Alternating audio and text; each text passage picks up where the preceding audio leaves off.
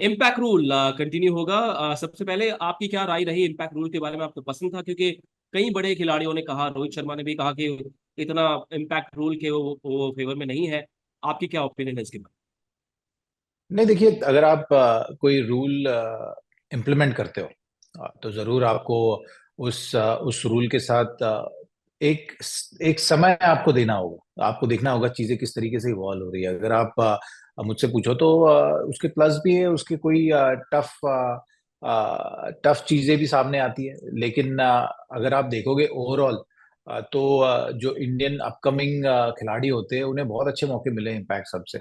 आप देखोगे हर टीमों में कोई ना कोई ऐसे खिलाड़ी था जो उसको वैसे मौका नहीं मिल पाता था, क्योंकि जो आपका इम्पैक्ट सब है वो इंडियन प्लेयर ही है। हाँ, उसका नुकसान भी जरूर आपको कहीं ना कहीं देखने मिलेगा कि जिस तरीके से आप ऑलराउंडर को एक मेंटोर करना चाह रहे हो, जिस तरीके से उन्हें नर्चर करना चाह रहे हो, उतने अच्छी तरीके से आप कर नहीं पा रहे हो। लेकिन एक कंप्लीट ऑलराउंडर का इम्पैक्ट हमेशा से ही आपने देखा है। तो अगर आप बिल्कुल एक कंप्लीट ऑलराउंड परफॉर्मेंस के रूप में अगर आप कंट्रीब्यूट कर सकते हो, में? बतौर गेंदबाज, बतौर बल्लेबाज, तो उसका स्थान अलग रहेगा ही। हाँ, लेकिन अगर किसी को आप नर्चर करना चाह रहे हो ऑलराउंडर को, तो उसके लिए थोड़ी सी दिक्कतें जरूर आ रही।